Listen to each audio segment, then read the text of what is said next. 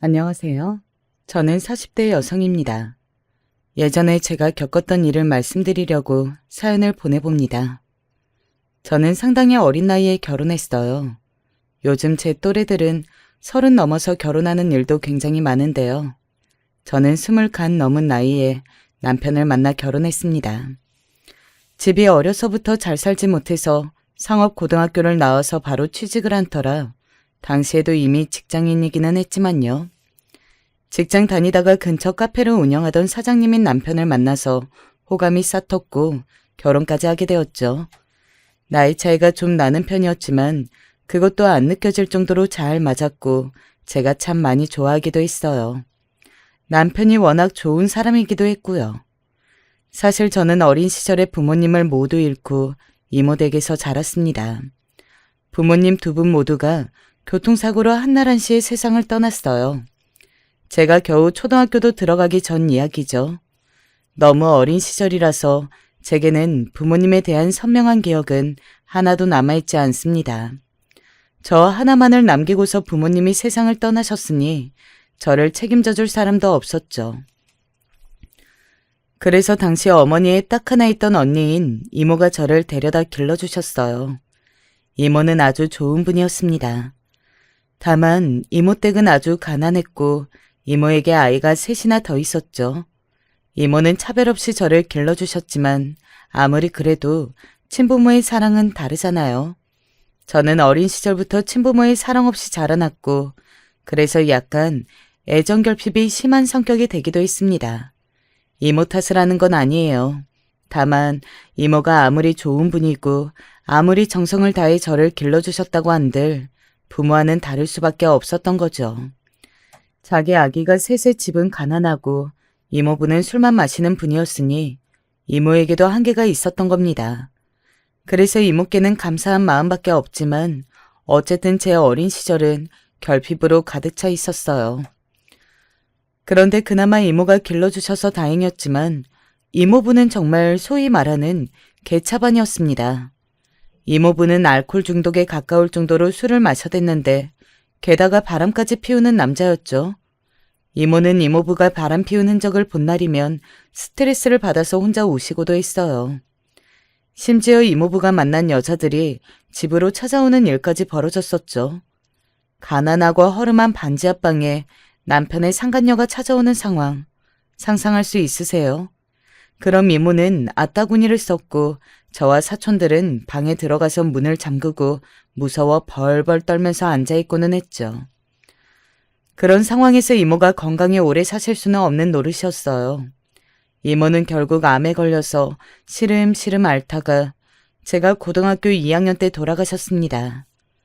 이모부는 그때만 잠깐 정신을 차린 것 같다가 몇 개월 지나자 다시금 알코올 중독에 빠져들었고요. 사촌들과 저는 서로 의지하며 좀 더 버티다가 고등학교를 졸업하고 바로 취직을 했습니다. 저보다 2살 어린 막내 사촌까지 모두 취직하고 나서 우리는 다 같이 집을 나와버렸죠. 그때쯤 저는 결혼해서 남편과 함께 살게 되었고요.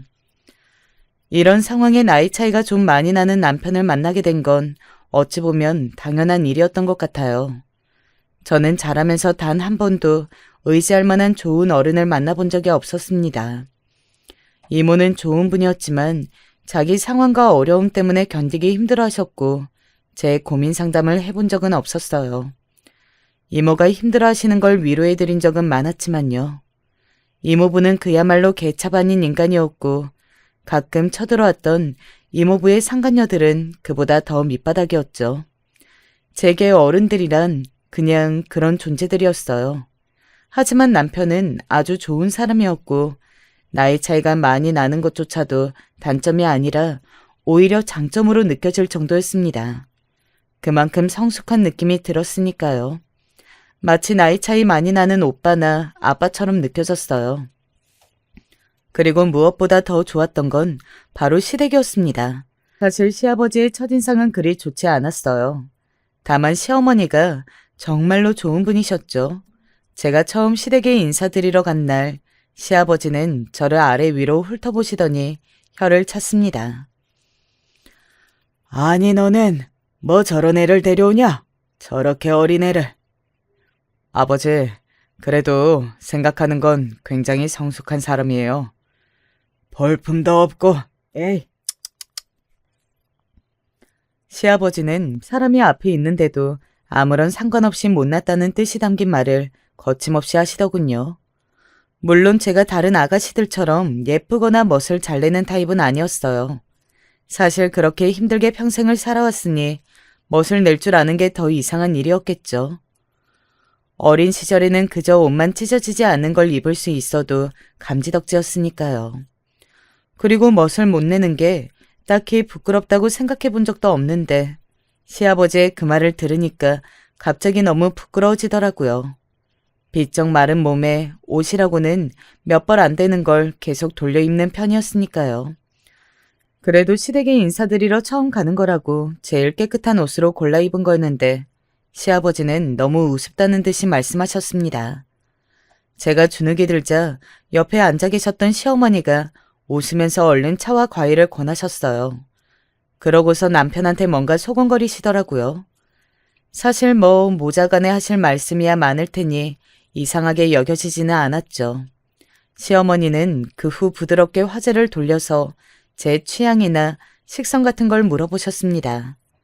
나중에 올 때 먹고 싶은 걸 해놓겠다고 고맙게 말씀하시면서요. 난 네가 나타나 준 것만 해도 고맙다. 난 아들이 아예 결혼 안 하고 노총각으로 평생 살 줄 알았어. 그런데 네가 나타나서 드디어 결혼을 하겠다고 하는구나. 시어머니는 그렇게 말씀하시면서 웃으셨습니다. 남편하고 비슷하게 다정한 분이셨고 처음 배웠던 날부터 친절하셨어요. 시아버지는 저를 싫어하시는 것 같지만 시어머니는 다정하셔서 마음이 복잡한 채로 시댁을 나서게 되었었죠. 그렇게 나오고 나서 당시에는 예비 신랑이던 남편이 옷을 한 벌 사주더라고요.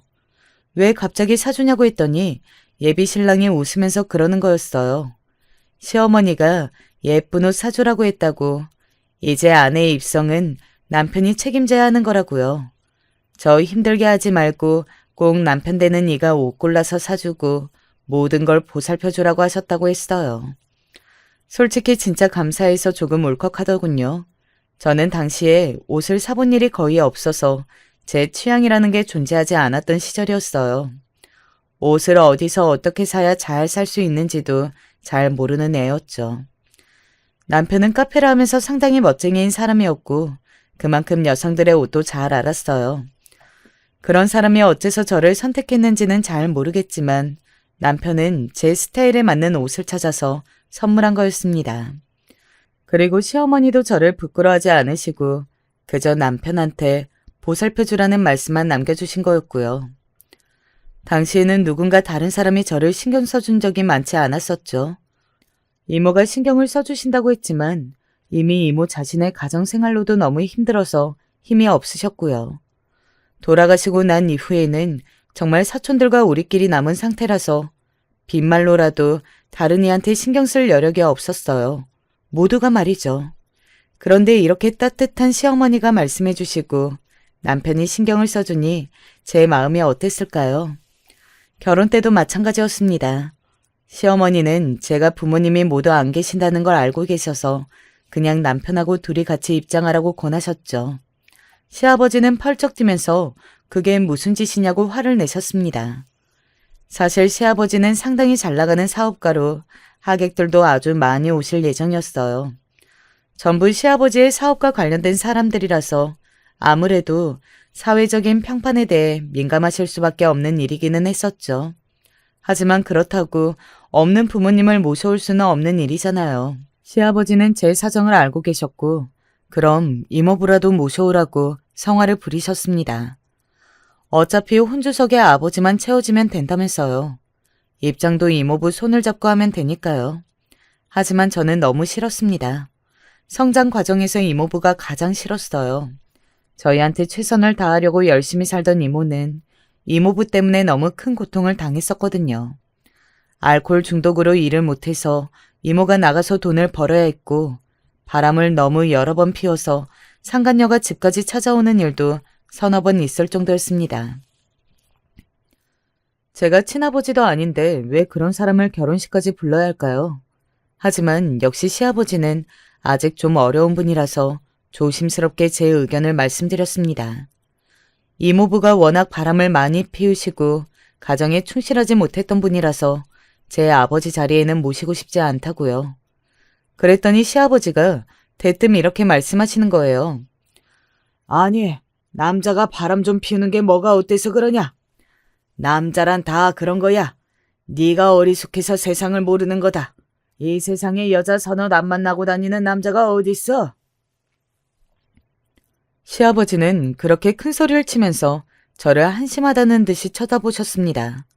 솔직히 저는 좀 충격이었어요. 까다롭고 못된 성품이긴 했지만 그래도 시아버지는 평생 제대로 된 가정을 꾸리고 산 분이었습니다. 그런 분은 당연히 가정의 기본적인 예의를 지키고 정상적인 개념을 가진 사람일 거라고 생각하고 있었거든요. 그런데 전혀 그렇지가 않았던 거죠. 옆에 있던 시어머니의 얼굴이 새파랗게 질리면서 굳었지만 시아버지는 아랑곳하지 않았습니다. 시아버지는 계속해서 이모부를 모셔오라고 주장하셨는데요. 저는 한숨을 쉬고서 결국 이모부가 알코올 중독에 평생 일을 안 하셔서 지금 연락이 되지 않는다는 사실을 털어놓았죠. 시아버지는 그건 좀 심각하게 받아들이시더군요. 본인이 열심히 일해서 사업가로 잘나가는 사람이라서 그런지 능력이 없는 사람은 무척 한심하게 생각하는 분이기도 했거든요. 그럼 연락이 되어봤자 노숙자 신세겠군. 에이, 됐다. 그럼 너희 둘이 입장해라. 결국 시아버지는 뾰족한 해결책을 찾지 못했고 시어머니의 주장대로 저희 둘이 같이 입장하는 것으로 결론지었습니다. 시어머니는 하지만 그 후로도 시아버지를 보는 표정이 편안하지 않으셨죠. 솔직히 말하면 저 역시 시아버지가 더 싫어지게 되었습니다. 분명히 제가 생각하는 건강한 개념하고는 너무 차이가 있는 발언이셨으니까요. 그래서 결혼은 무사히 끝났습니다. 시아버지가 사업가이시다 보니 주변 사람들 눈을 생각해서 엄청나게 화려하게 진행이 되었어요. 호텔 결혼식장에서 진행했는데 솔직히 저는 매우 불편했습니다. 제 생전 이런 화려함과는 관계가 없이 살기도 했고 이런 걸 좋아하지도 않았거든요. 그리고 이런 행사가 전부 시아버지의 사회적 평판에 초점이 맞추어져 있다는 사실을 깨닫게 되어서 더욱이나 싫었습니다. 사실 저와 남편이 평생을 약속하는 가장 소중한 날인데 정작 저와 남편은 옷 갈아입고 손님 맞이에 메이크업에 정신이 쏙 빠져서 서로 얼굴조차 마주보기 힘들었거든요. 식중에야 얼굴을 보는데 서로 지쳐 보여서 약간 웃음이 나올 정도였어요. 식이 끝난 뒤에도 피로 현장을 돌면서 면식도 없는 시아버지의 손님들에게 인사하고 칭찬하시면 아니라고 겸양하는 것도 힘든 일이었죠. 그게 테이블마다 반복이 되었으니까요. 그래도 한 가지 안도되는 것은 시어머니의 존재였습니다. 시어머니는 제가 힘든 것을 눈치채고서는 가능한 피로연에서 인사하는 걸 빨리 끝내게끔 하고서 저를 쉬도록 해주셨어요. 정말 기절할 만큼 힘들더군요. 시아버지는 마치 본인이 결혼식의 주인공인 것처럼 한껏 들떠서 손님들과 떠들고 있었고 그 곁에는 남편이 아주 피로한 얼굴을 한 채 맞장구를 치고 있었습니다. 남편이 가여웠지만 제 코가 석자라서 옆에 있어주지는 못했어요. 신혼여행을 다녀와서 시댁에 인사를 드리러 갔는데 시아버지는 그때도 아주 근엄한 얼굴을 하고서 깜짝 놀란 말씀을 하셨죠. 예, 너 지금 직장 그만둔 거지? 네, 아버님. 제가 그만두라고 했습니다. 제 벌이로도 둘이서 얼마든지 먹고 살아서요. 아무리 그래도 그건 아니지. 요즘 세상에 자기 먹을 건 자기가 벌어야 한다. 밥값은 해야지. 시아버지는 아주 점잖게 저한테 사람은 일을 해야 하는 거라고 충고를 하셨습니다. 사실 저도 마냥 집안에서 가정주부만 하는 것보다는 바깥에서 일하는 게 더 활력이 있을 거라고 생각하긴 했어요. 그런데 시아버지는 제게 시아버지의 회사에서 일하라고 권해오셨죠. 아버님 회사에서요? 그래, 내 가까운 비서로 일하면 딱 되지 않겠느냐? 가족이니 믿고 일을 맡길 수도 있고. 하지만 제가 일을 잘 못해서 답답하실 텐데요. 걱정 마라. 다 혼나면서 배우는 거지. 시아버지는 관대한 듯이 말씀하셨지만 그 말씀의 뜻은 명확했어요. 잘 못하면 혼내겠다. 그냥 그거였죠. 그런데 제가 뭐 아니라고 할 수 있는 상황이 아니더라고요. 남편은 하지 말라고 말렸지만 그래도 저도 일은 하고 싶었고 딱히 다른 일자리가 없었고요. 시아버지가 사업이 꽤 잘 되고 있기도 해서 거기서 일을 배우다 보면 나중에 이직도 할 수 있겠지 싶었어요. 그래서 그냥 시아버지 권유대로 일을 하기 시작했죠. 그런데 정말 일 시작하고 나서 한 달도 안 되어서 후회 막급이더라고요. 시아버지는 시아버지로도 엄청 별로인 사람이었는데 사장으로 모시니까 정말 최악인 인간이었어요. 저는 가족이라 믿을 수 있다면서 가장 가까운 비서 일을 하라면서 자리를 주셨거든요. 그런데 그 자리가 전입 비서가 거의 도망치다시피 하면서 그만두고 나간 자리였어요. 대체 시아버지가 무슨 짓을 했길래 이렇게 급박하게 그만둔 건지 알 수가 없더군요. 더 충격적인 건 제가 자세히 살펴보다 보니 제 전임자만이 아니라 그 전임자도 다 근무 시간 6개월을 못 넘기고 그만두었다는 사실이었습니다. 자, 이쯤 되면 제가 당시 느꼈던 불안을 이해하시겠죠? 대체 어떤 식으로 행동을 하면 사람들이 다들 6개월도 채우지 못하고 그만둔 건지 말이에요. 한둘도 아니고 제가 확인한 사람만 대여섯 명이었고요. 그런데 한 달쯤 일을 하다 보니까 알겠더군요. 시아버지가 일단 비서에게 시키는 업무량이 엄청났습니다. 보통 비서는 대표의 스케줄 관리나 외부와의 소통 정도를 하는 것으로 알고 있었는데 그게 아니라 격리라 하는 일까지 전부 다 해야 하더라고요. 시아버지 말, 비서는 하는 일이 별로 없으니까 월급 도둑 안 만들려면 다른 일도 다 해야 하는 거라고 하더군요. 아니, 비서 일이 그렇게 적으면 시아버지 본인이 일정 확인하고 조정하면 되는 일 아닐까요?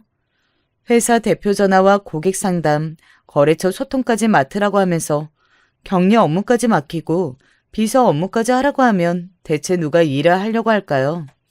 심지어 월급은 최저시급이었습니다. 거기다 저는 며느리니까 회사 경비를 절감해야 한다면서 야근을 해도 야근비도 주지 않으셨고 식비도 안 주셨어요. 회사에서 저희 집이 좀 가까웠는데 집에 가서 먹고 오라면서요. 그런데 아무리 집이 가까워도 다녀오는데 적어도 1시간은 넘게 걸렸거든요. 가서 만들어 먹고 다시 오려면요. 그런데 시아버지는 1시간도 아니고 50분 만에 먹고 와서 자리에 착석해 있어야 하는 거라고 화를 냈습니다. 내가 너한테 적선하는 거냐? 난 자선사업가 될 생각이 없다. 아버님, 하지만 가는데 20분은 넘게 걸리는걸요. 밥 먹고 바로 와도 50분 이상은 걸려요. 그럼 자전거를 타고 다녀. 그런 소리를 자전거를 사주고 나서 하든가 아니면 50분 만에 못 오는 게 싫다면 식비를 주든가 하면 될 일이었죠.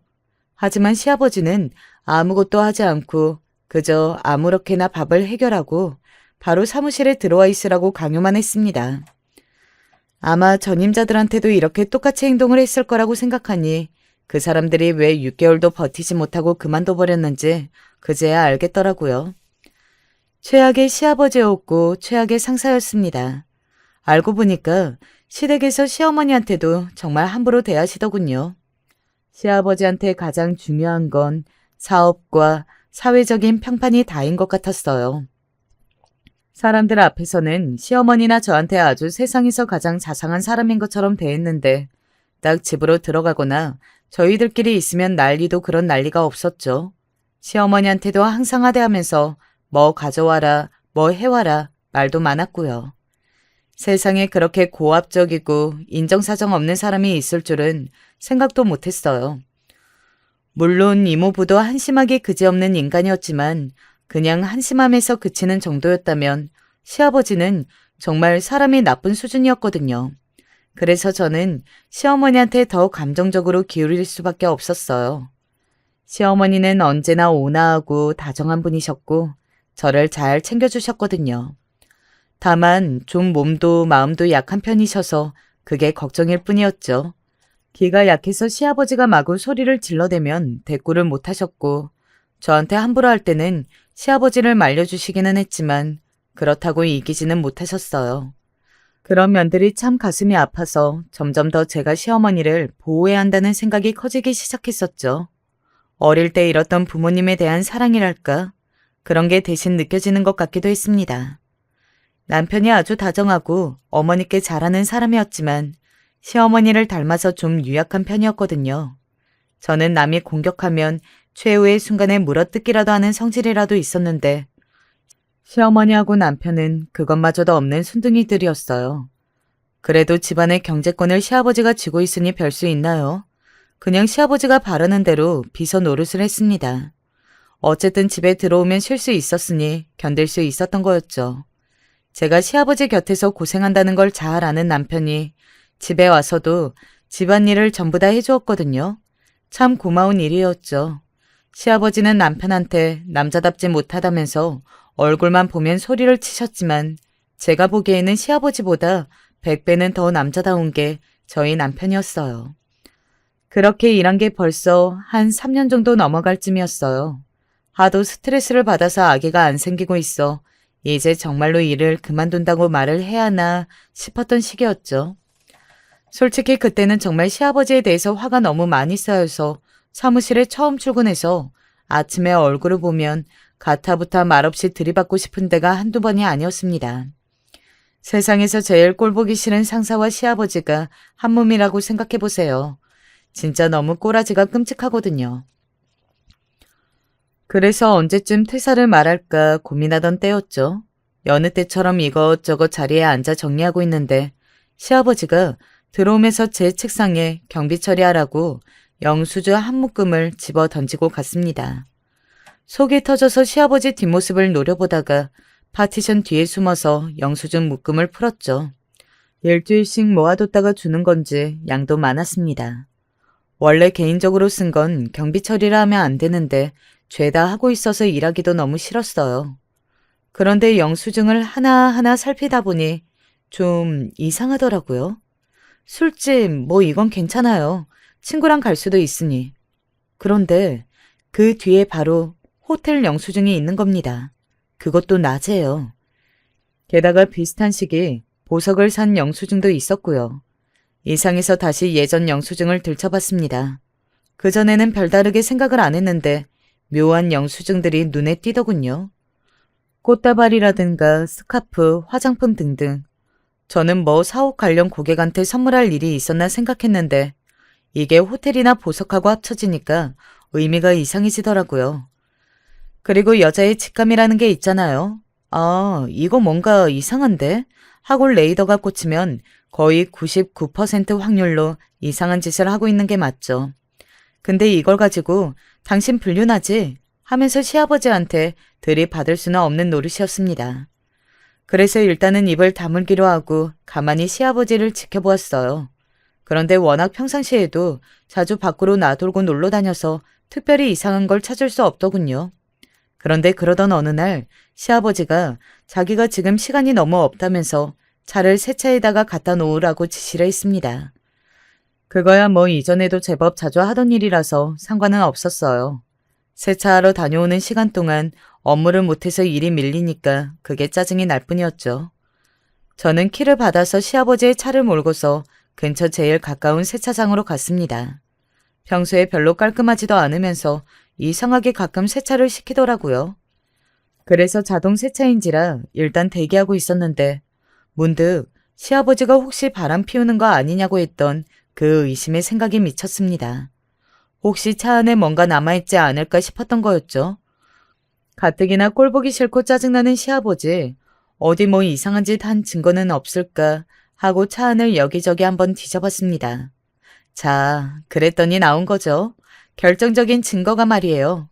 그 상간녀하고 무슨 추억 섞인 노름이라도 한 건지 차 앞쪽 서랍에서 작은 미니 앨범이 나오더라고요.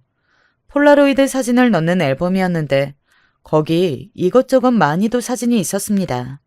나이는 저보다 조금 더 먹고 제법 예쁘장하게 생긴 여자였어요.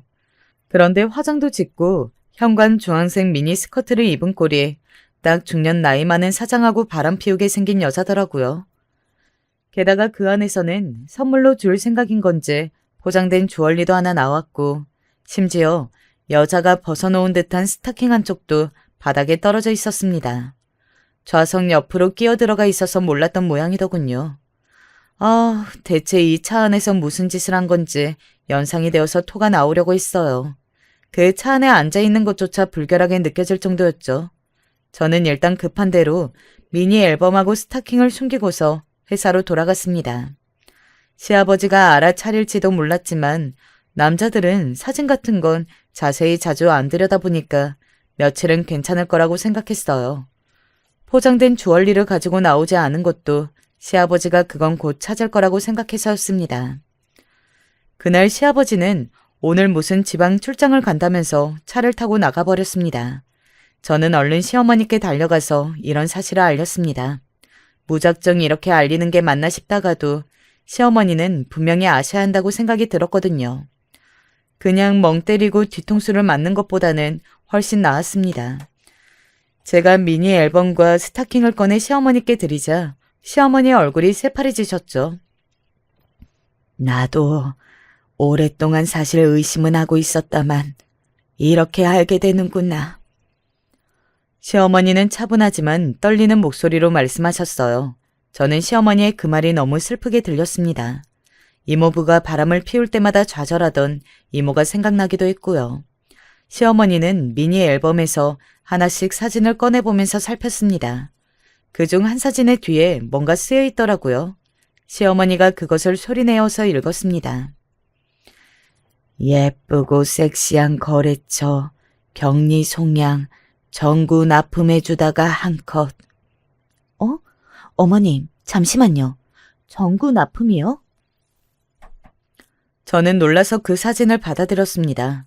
저희 회사에 전구를 납품하는 거래처는 딱 하나였죠. 그것도 저희 회사에서 그리 멀리 떨어지지 않는 곳에 위치한 회사였습니다. 그 거래처는 상당히 큰 곳이라서 딱히 저희 회사에 납품하지 않아도 괜찮은데 시아버지가 그곳 대표하고 친분을 유지하려고 발버둥을 친 끝에 거래를 하고 있는 곳이었죠. 말하자면 그곳이 갑이었어요. 큰 회사 사장하고 친분 유지하려고 그 사람을 접대하면서 골프도 치러 다니고 별짓을 다 했었죠. 인맥으로 도움이 된다나 뭐라나. 그러니까 거기 격리하고 바람이 난 거였어요. 시어머니는 창백한 얼굴로 결연하게 저한테 물으셨습니다. 거기 연락처하고 주소 좀 다오. 네? 어머님이 어쩌시려고요? 그래도 가서 대면하고 화라도 내봐야지 않겠니? 상간이한테 속풀이라도 해야지. 솔직히 말하면 시어머니가 걱정이 되었습니다. 시어머니는 아주 유약하고 온화한 분이었어요. 다른 말로 하면 싸움을 전혀 못하시는 분이라는 뜻도 되었죠. 저는 대놓고 싸우지는 않은 편이었지만 그래도 어린 시절부터 워낙 힘들게 자라온 터라 절대 지지는 않는 성미였어요. 반면 시어머니나 남편은 너무 부드럽고 다정한 사람들이라서 이런 경우에 좋은 성격이 아니었죠. 어머님, 그럼 저랑 같이 가요. 아니다. 나 혼자 가련다. 지금만 해도 충분히 부끄러운데 거길 어떻게 며느리하고 같이 가겠니? 시어머니는 결연하게 말씀하셨습니다. 지금 가장 속이 터질 분이 시어머니이신데 그렇게 말씀하시는 상황에서 제가 고집을 부릴 수는 없었어요. 그래서 그냥 다녀오시라고 시어머니를 놔드렸습니다. 저는 안절부절하면서 시댁에서 전화를 기다렸습니다. 저녁 시간이 거의 다 되었는데 그때까지도 안 오셔서 제가 너무 걱정이 되었어요. 솔직히 상식 이하의 인간을 만나러 간 거니 무슨 일을 당할지 알겠나요? 그래서 저라도 쫓아갔어야 하는 거 아닌가. 어차피 그쪽 다 아는 인간들이니 제가 도움이 되지 않을까 자꾸만 고민이 되었습니다. 그때라도 일어나서 시어머니 찾아 나가야 하나 싶었어요. 그런데 그때 현관이 열리면서 시어머니가 들어오셨습니다. 아니, 어머님, 얼굴이 그게 뭐예요? 저는 저도 모르게 비명을 질렀습니다. 시어머니의 얼굴은 붉게 부어 있었고 머리는 산발이었어요. 뺨을 맞은 게 분명해 보이는 얼굴이었죠. 누군가 핥히었는지 얼굴에 손톱 자국도 나 있었고요. 시어머니는 얼굴에 운 자국까지 잔뜩 나 있어서 정말 엉망진창이었습니다. 저렇게 온화하고 착한 양반을 대체 누가 절해놨는지 솔직히 단숨에 추리가 되어서 아주 잘 알 것 같더라고요. 내가 인연을 그냥... 아니다. 그만해라. 괜찮아. 하지만 어머님, 지금 얼굴이... 그래. 내가 알아서 할 테니까 넌 가만히 있으렴. 너까지 끼어들면 정말 우리 집이 풍비박산 난단다. 시어머니는 제게 매달리면서 간곡하게 말씀하셨습니다. 저는 시어머니가 잡으신 손에 힘이 없어서 차마 뿌리치지도 못하고 그 자리에 다시 앉았어요. 그런데도 저를 바라보시는 눈이 붉게 물들어 있고 뺨에 운 흔적이 보이니 마음이 편할 리가 없었죠. 게다가 맞은 게 선명해 보이는 부은 뺨에 머리채를 잡힌 듯 엉망이 된 헤어까지 정말 난장판이었어요. 그 여자 그렇게 안 봤는데 아주 거지 같은 년이네요. 내가 대놓고 물었더니 도리어 화를 내더구나. 자기가 진짜 마누라가 될 자격이 있는 사람인데 네가 버티고 있어. 그 사람이 이혼을 안 한다면서. 정말 그래도 회사 자리에 있긴 했어요? 내가 대체 이게 뭐냐고 했더니 내일 다시 오라고 삼자대면이라도 하자면서 거들먹대더구나. 어쩌면 저런 인간이 다 있는지. 시어머니는 애써 참았지만 결국 울음이 다시 터졌습니다. 고개를 숙이고 조용히 눈물만 흘리시는 시어머니의 어깨를 붙들고서 저는 최선을 다해 위로를 해드렸어요. 그래요. 시아버지가 오늘 지방 출장 간다면서 나갔으니 내일 오후쯤 돌아오겠죠. 속에서 열이 뻗쳐서 눈이 뒤집히더라고요. 사실 시어머니처럼 다정하고 좋은 분을 제 인생에서 만나게 된 건 행운이었어요.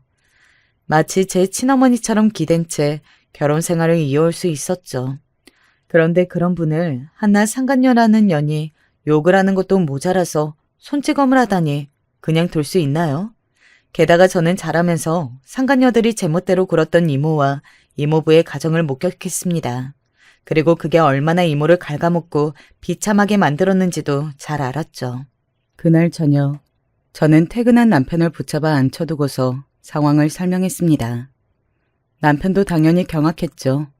시아버지가 거지 같은 짓도 여러 번 했지만 불륜도 한 적 있었지만 이 정도로 상간녀가 건방지게 굴리라고는 상상하지 못했던 것 같아요. 한참 전에 시아버지가 불륜했을 당시에도 혹시라도 지역사회에 소문이 퍼져서 사업길 막힐까봐 시어머니한테 싹싹 빌어서 간신히 이혼은 안 했다고 했습니다. 사업하면서도 어지간히 애처가 행세를 하면서 다녔다고 하더라고요. 게다가 이 지역 특징이 독실한 개신교인이 많아서 바람 피우는 사람들을 인간 취급 안 하고 자기네 무리에 끼워주지 않는다고 했어요. 그래서 여기서 사업하면서 인맥 관리하려면 상당히 몸가짐이 깨끗해야 한다고요. 진짜 웃긴다.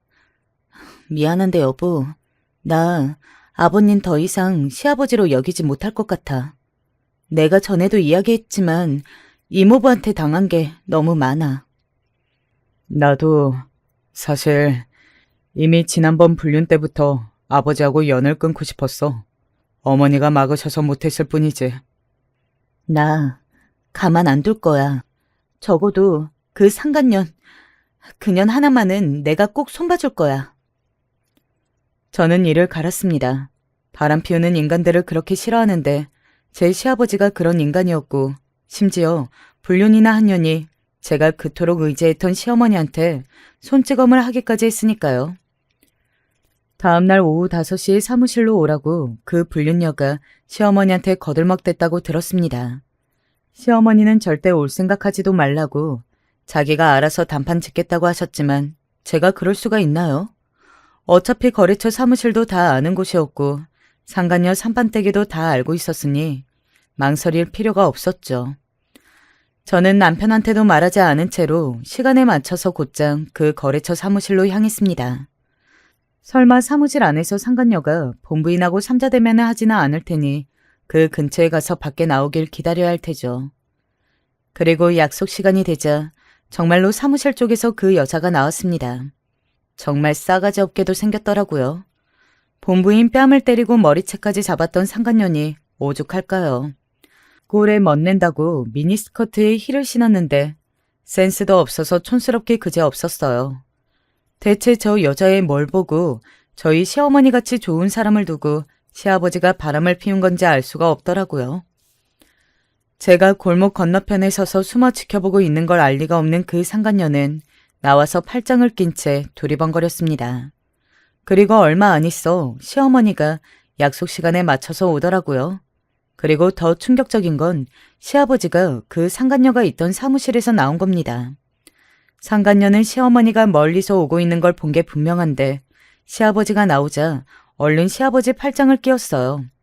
시아버지는 슬쩍 뒤를 돌아서 거래처 사람들이 보지 않는지만 확인하고서 그 여사를 데리고 자기 차에 타려고 했죠. 아니, 자기, 잠깐만. 나 여기서 누구 만날 일 있어요. 콧소리를 잔뜩 넣어서 말하는데 정말 토악질이 나올 정도였습니다. 저는 숨을 참고서 아예 입간판 뒤로 몸을 숨겼어요. 시아버지가 저를 알아차릴까 봐서요.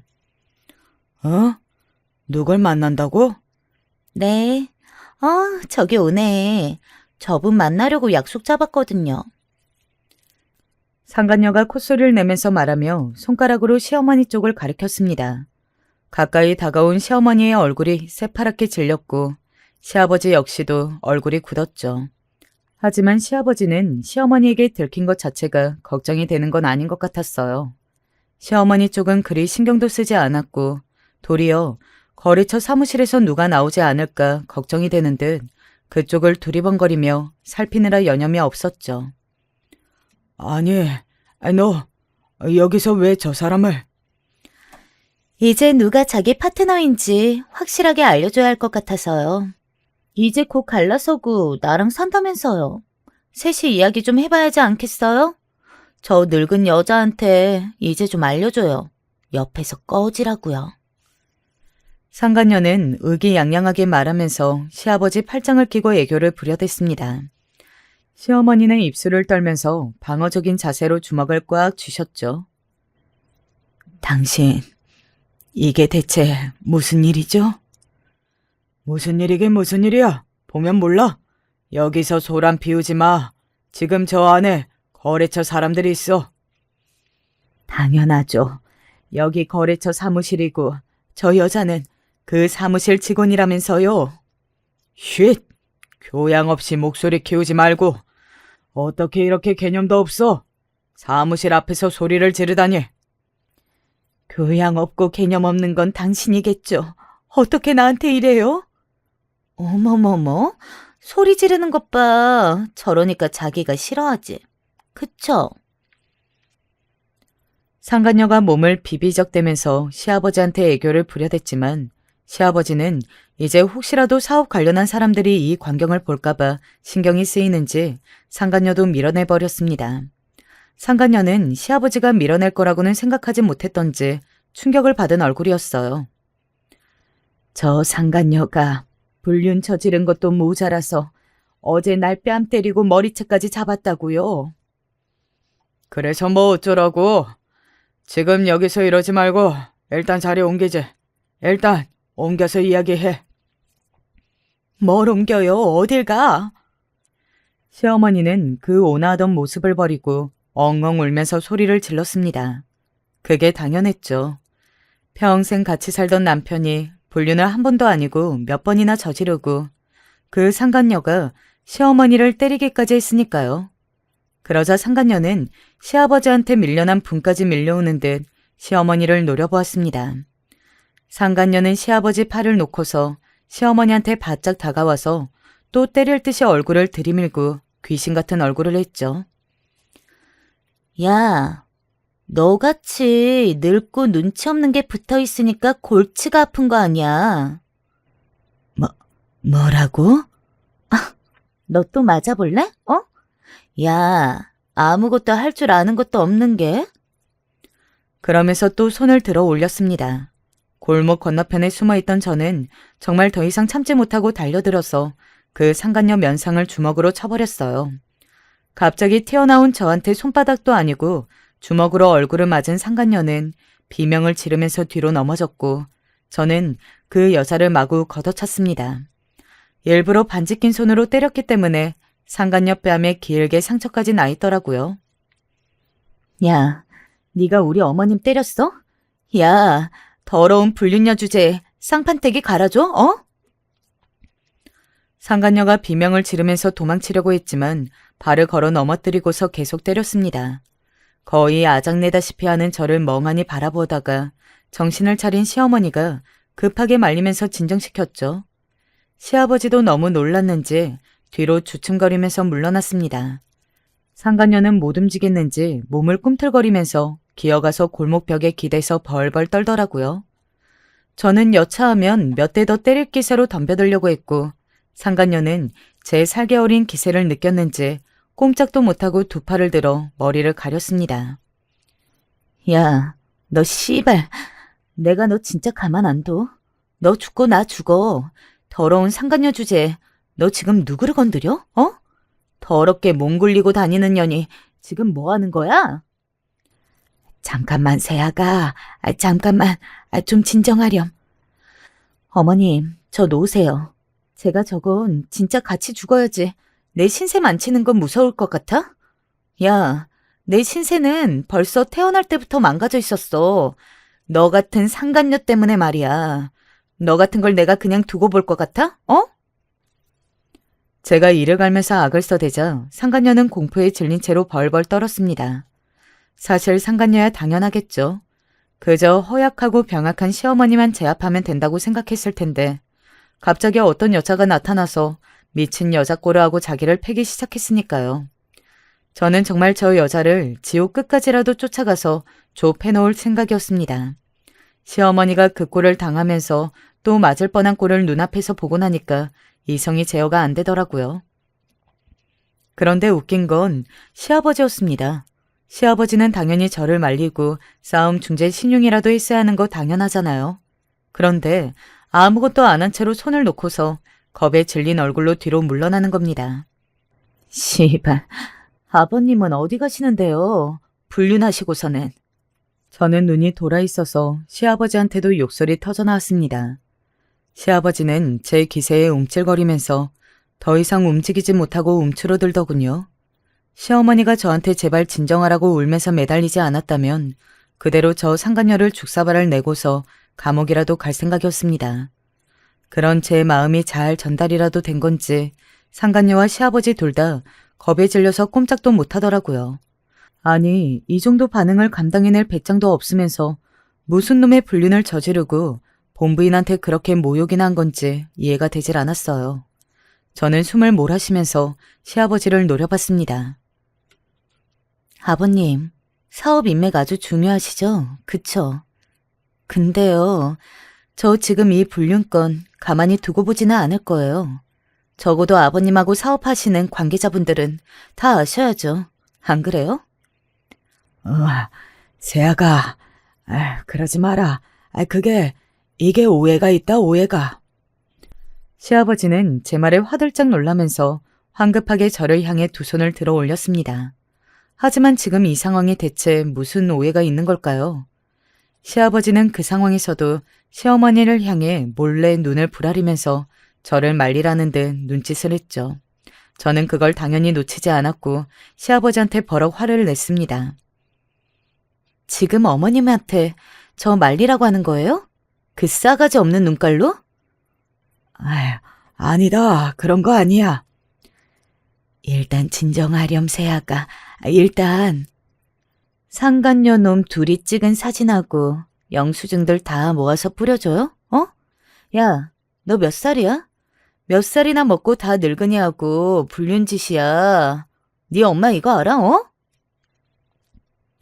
저는 눈이 돌아간 채로 그 상간녀한테도 소리를 질렀습니다. 상간녀는 공포에 질린 채로 황급히 고개를 저었는데 그게 그렇게 한심스러울 수가 없었어요. 주제의 불륜이 나쁜 건 알아서 남들한테 알려지는 건 싫고 와이프 자리는 차지하고 싶고 그런 거잖아요.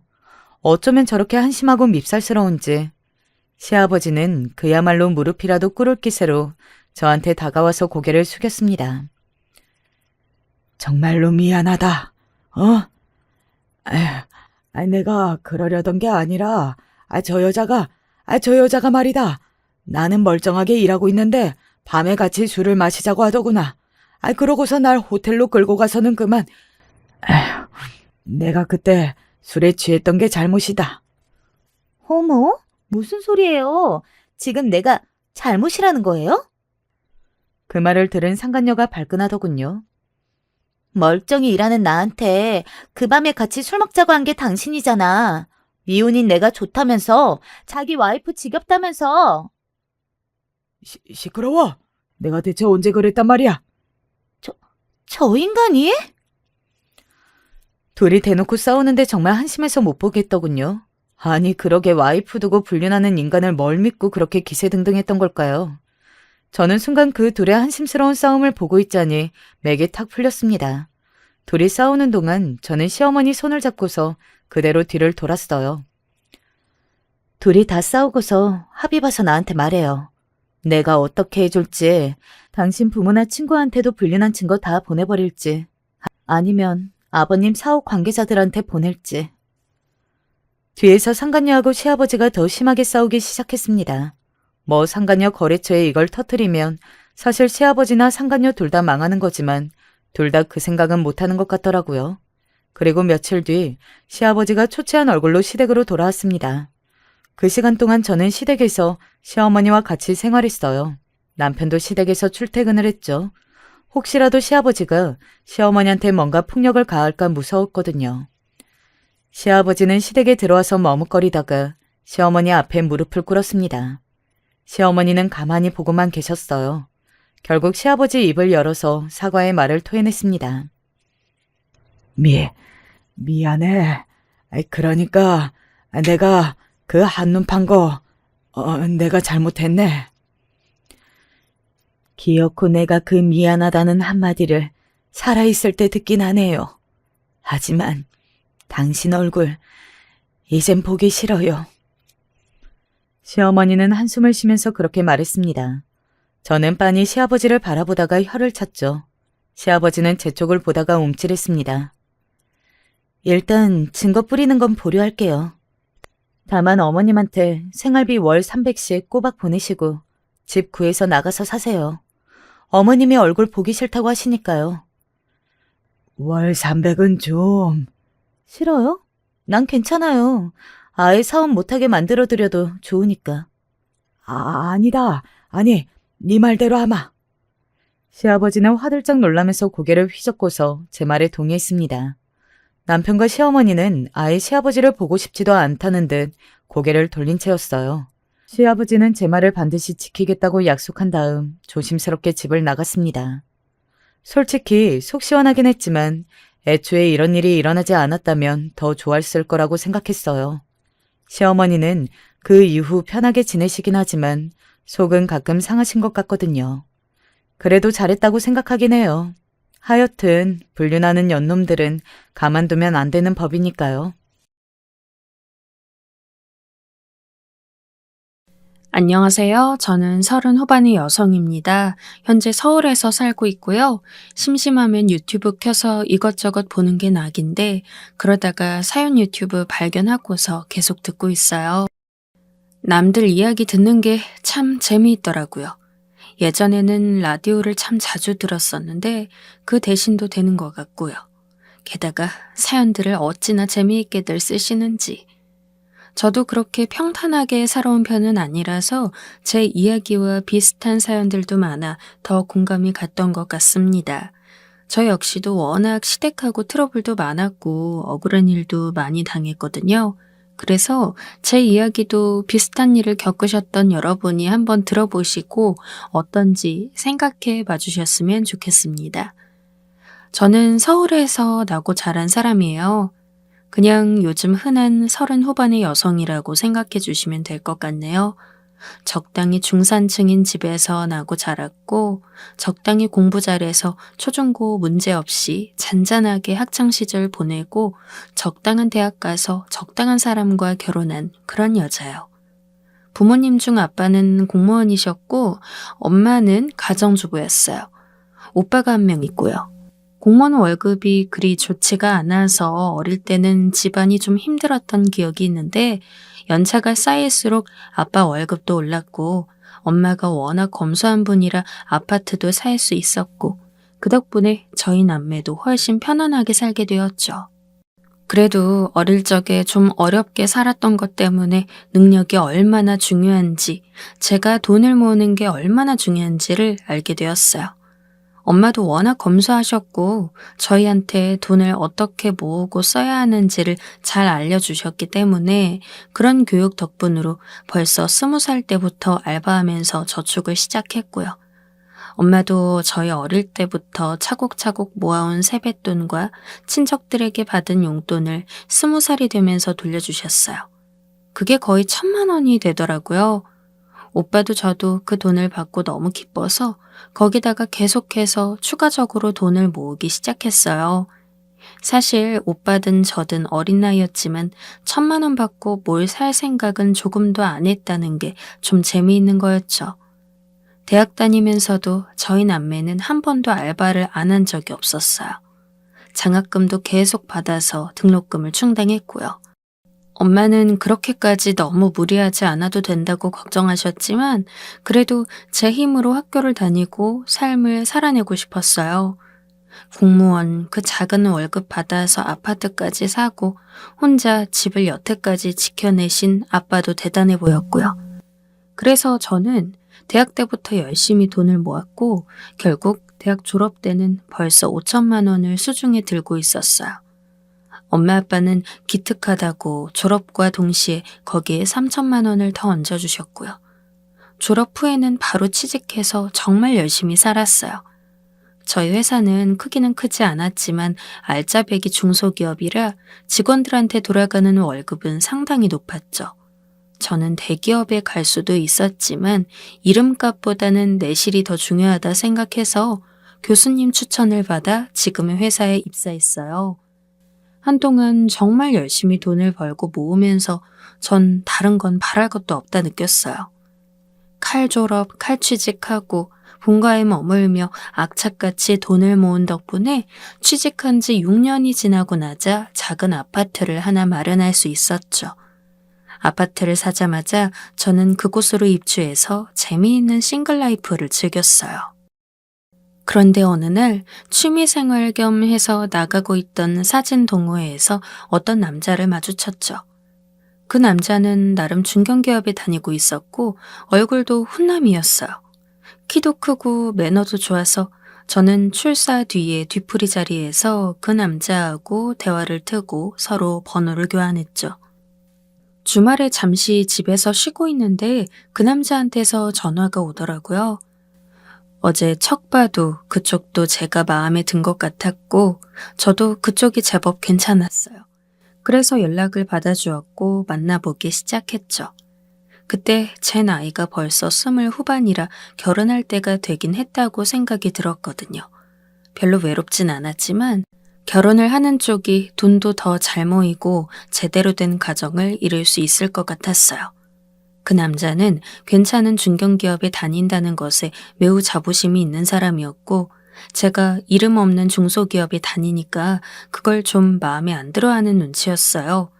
하지만 처음에만 그랬고 여러 번 만나면서 절 무척 좋아한다는 게 느껴져 거기에 대한 섭섭함은 그냥 묻어둘 수 있었죠. 그래서 만난 지 1년 만에 결혼하기로 결정했어요. 그때 제 나이가 딱 30이었는데 일단 사회에서 말하는 결혼 정년기가 간당간당한 때였기 때문에 빨리 결혼을 진행하자는 이야기가 나왔어요. 그래서 한 번도 만나뵈지 못했던 시어머니를 상견례하기 직전에 처음으로 뵙게 되었는데요. 어머, 이쪽이 우리 아들이 사귄다는 아가씨군요. 이렇게 처음 만나게 되었네요. 네, 제가 찾아뵀어야 했는데 워낙 바빠서 죄송해요, 어머님. 아유, 아니 괜찮아요. 그보다 아가씨가 그렇게 알뜰살뜰하다면서? 좀 그런 편이죠. 그 사이 어머님께 남자친구가 제 자랑을 늘어놓은 모양이더라고요. 검소하고 절약하는 걸 장점으로 알아주시는 분인 것 같아 전 기분이 좋았어요. 사실 요즘은 그렇게 아끼고 사는 걸 좋은 점이 아니라 구질구질하다고 생각하는 사람들도 있잖아요. 그런데 어머님은 아주 재미있다는 듯한 얼굴이었어요. 중소기업 다니면서 벌써 아파트도 샀다면서? 월급도 몇 푼 안 될 텐데. 아유, 푼돈 모아 아파트도 마련하고 진짜 알뜰살뜰 능력 좋네. 네, 뭔가 어감이 그리 기분 좋지 않았어요. 같은 말이라도 좀 더 사람 기분 안 나쁘게 표현할 수 있을 텐데 월급 몇 푼의 푼돈이라 게다가 묘하게 아파트에 방점이 찍히는 것 같아서 미묘했죠. 하지만 그 외에는 시어머니가 전혀 별다른 면을 보이지 않아서 트집을 잡을 수가 없었어요. 그런데 결혼 진행하면서 한 가지 더 알게 된 게 있는데 바로 남자친구가 모은 돈이 별로 없다는 거였죠. 남편은 저보단 월급이 적었지만 나름 보수가 좋다고 알려진 중견기업에 다녔는데 이미 10년 차에 가까워지고 있는데도 거의 돈이 없었어요. 결혼식을 진행하고 나면 남는 돈이 거의 없을 정도로요. 저는 결혼 날짜를 잡고 청첩장을 돌리고 웨딩홀까지 예약하고 나서야 그걸 알아서 너무 황당했어요. 아니, 그러면서 그렇게 화려한 웨딩홀에 예약하자고 한 거였어? 신혼여행은 북미로 한 달 가자고 한 것도 그렇고. 뭐 어때? 인생에 한 번 하는 거잖아. 돈이 없을 땐 없더라도 즐길 땐 즐겨야지. 뭐가 문제야? 모으면 되는 거지. 우리 집은 어쩌고. 자기 아파트에 있는데 뭘 그래. 당연하잖아. 남자친구는 당연히 제 아파트에 들어와 살 생각을 하고 있었어요. 저는 너무 황당해서 한숨이 푹푹 나왔지만 그렇다고 결혼을 파할 수는 없었죠. 이미 친정 부모님은 너무 들떠서 기뻐했고 아빠 직장까지도 전부 제 결혼 소식이 알려진 상태였거든요. 진짜 파혼하고 싶었는데 할 수가 없어서 저는 우울해진 채로 한숨을 쉬었어요. 남자친구는 제가 예민해서 신부답게 우울해한다면서 장난스럽게 놀리기나 해서 정말 속이 뒤집어질 것 같았죠. 그리고 우리는 결국 결혼했어요. 제가 악착같이 주장해서 북미 신혼여행 한 달은 취소를 했지만 웨딩홀은 취소가 안 돼서 그대로 진행이 됐죠. 고급 웨딩홀에 생화가 가득한 가운데서 소태라도 씹은 듯한 얼굴로 남편은 쳐다도 보지 않는 제 얼굴이 결혼 사진에 여전히 남아있어요. 지금 봐도 정말 어지간히 결혼하기 싫었나 보다 싶을 정도의 얼굴이었죠. 하지만 어쨌든 저는 일단 진행된 일은 끝까지 잘 진행하자는 쪽이었고 그래서 이미 한 결혼, 시댁이나 남편과도 잘 지내보고 싶었어요. 남편은 괜찮았어요. 철이 좀 없고 돈 아낄 줄 모르는 사람이라 저하고 많이 싸우긴 했지만요. 남편은 이미 제가 제 명의로 아파트를 갖고 있는데 돈 좀 쓴다고 무슨 상관이냐는 태도였고 전 그래도 우리가 알차게 모아서 아이 낳으면 더 큰 아파트로 갈아타야 한다는 입장이었죠. 좀 고집스러운 데가 있긴 했지만 그 외에는 저한테 크게 간섭하지 않기도 했고요. 그런데 문제는 시댁이었어요. 시어머니 처음 뵀을 때 쎄한 기분을 느꼈던 게 일종의 신호가 아니었나 싶을 정도로 성격이 이상했죠. 진짜 그냥 이상하다는 표현밖에 할 게 없었어요.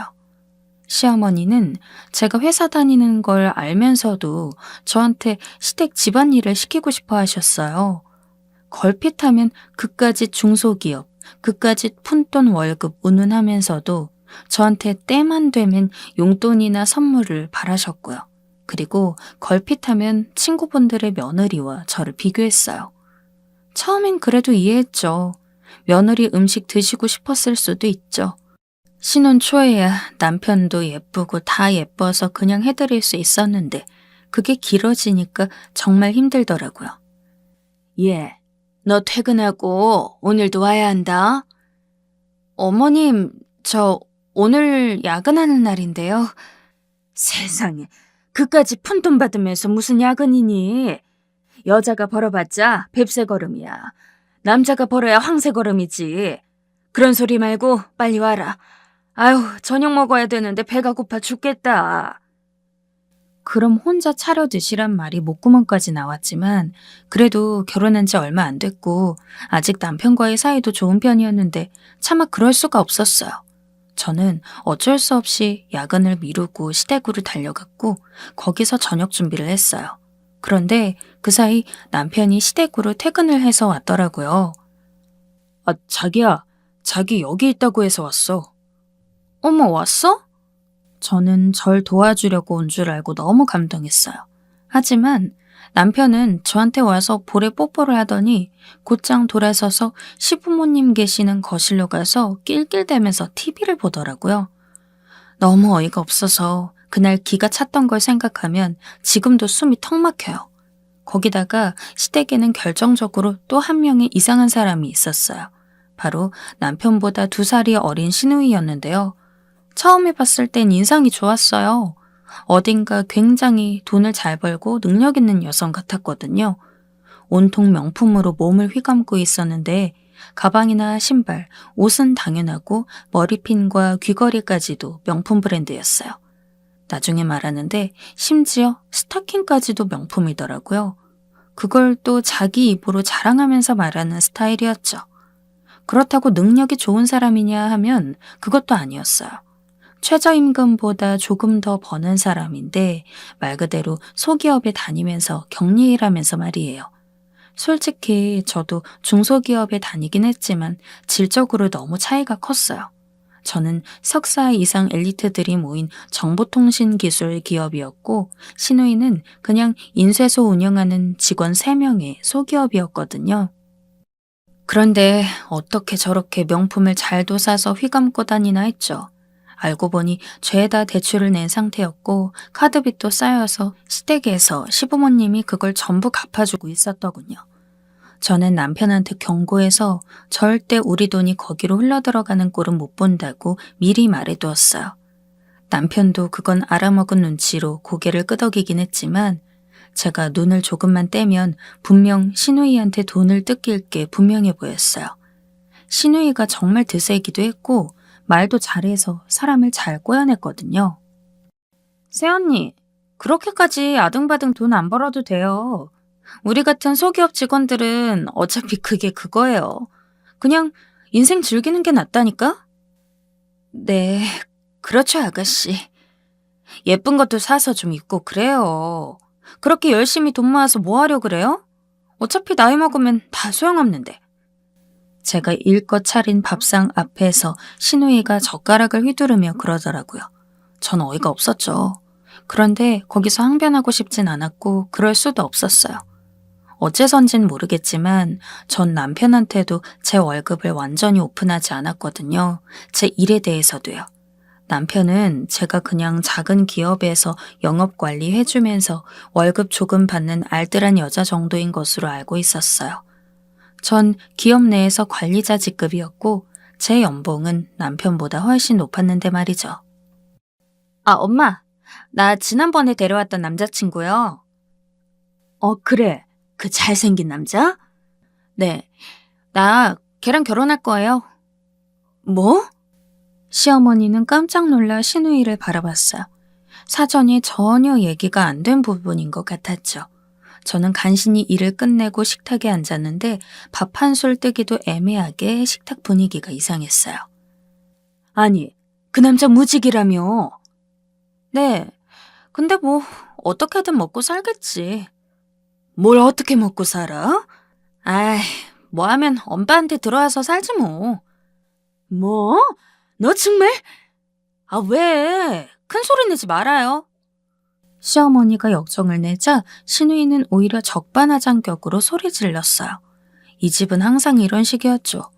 화를 잘 내는 시어머니와 그 화를 전혀 그냥 받을 생각이 없는 시누이. 방관만 하는 남편. 아예 나와보지도 않는 시아빠까지. 그 가운데서 저만 애매한 위치가 돼서 밥 한 술도 못 먹는 상태로 지쳐서 앉아있곤 했어요. 그날은 그래서 제대로 식사도 못한 채로 시어머니와 시누이가 싸우는 걸 멀끄러미 바라보다가 집으로 돌아왔어요. 남편은 수고했다면서 저한테 뽀뽀만 하고 곧 게임을 하겠다며 작은 방으로 들어가 컴퓨터를 켜더군요. 저는 거실 소파에 멀거니 앉아 생각했어요. 아니, 이게 대체 다 무슨 일인가 싶더라고요. 전 알콩달콩 행복한 결혼 생활을 꿈꾸면서 어려운 세상 동반자를 찾으려고 결혼했는데 그냥 시댁 노예가 된 것 같았어요. 그리고 문제는 그 후였죠. 그로부터 며칠 지나서 출근해서 일하고 있는 도중이었어요. 시어머니한테 전화가 오더라고요. 예, 지금 전화할 수 있니? 네, 말씀하세요, 어머님. 전과는 다르게 이상하게 시어머니가 뜸을 들이시더라고요. 전 무슨 일인가, 어제 야근도 못해서 빨리 밀린 일 해야 하는데 싶어서 속이 탔죠. 그러더니 시어머니가 그러시더군요. 예, 너 대출 좀 받아줘라. 네? 대출이요? 그래, 아파트 담보 잡히면 대출 좀 많이 나오겠지? 너 어차피 월급이 적어서 신용으로는 많이 안 나올 거고. 무슨 말씀이세요, 어머님? 너희 시누이가 결혼하겠다잖니. 너도 들었지, 지난번에.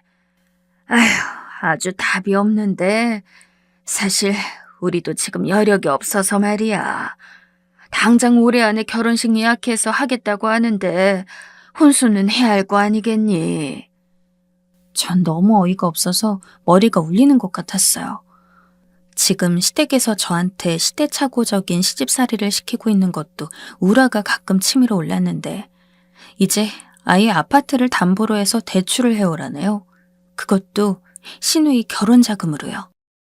시어머니는 계속해서 이야기하면서 시누이 혼수로 해가야 하는 것들을 줄줄이 늘어났어요. 대충 1억은 있어야 그래도 혼수를 부끄럽지 않게 해가지 않겠느냐는 결론이었죠. 저는 잘 듣지도 않고 그냥 멍하니 있다가 대답했어요. 아니요, 어머님. 그건 안 돼요. 뭐? 너 대체 지금 그게 무슨 소리니? 안 된다고요. 제가 아파트 하나 사려고 얼마나 노력을 했는데.